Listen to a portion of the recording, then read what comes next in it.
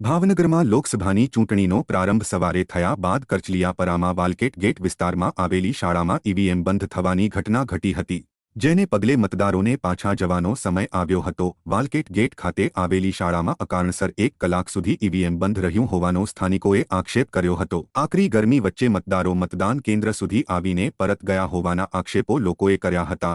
જો કે કલાક માટે ઈવીએમ કેમ બંધ રહ્યું તેને લઈને તંત્ર દ્વારા કોઈ સ્પષ્ટતા કરવામાં આવી નહોતી।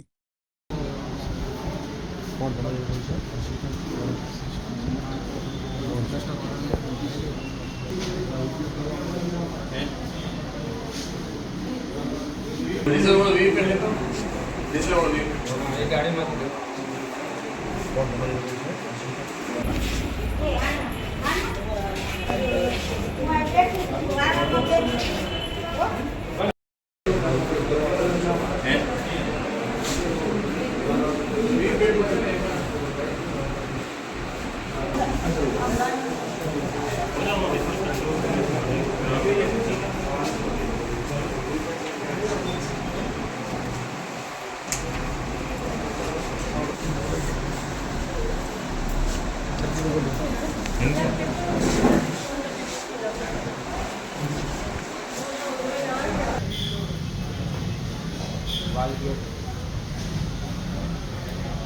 शाळा नंबर 11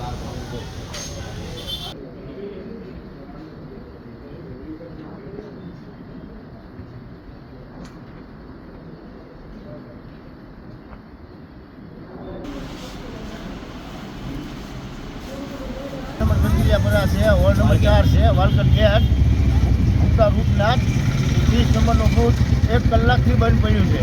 1 कलाक थी आ लोग ने रिक्वेस्ट करी हमने करी क्या माटे बूथ क्या ईवीएम क्या माटे बंद है 2-3 વર્ષ બંધ અને અમારે પબ્લિક મત દીધા વગરનું પબ્લિક છે ને વિખાઈ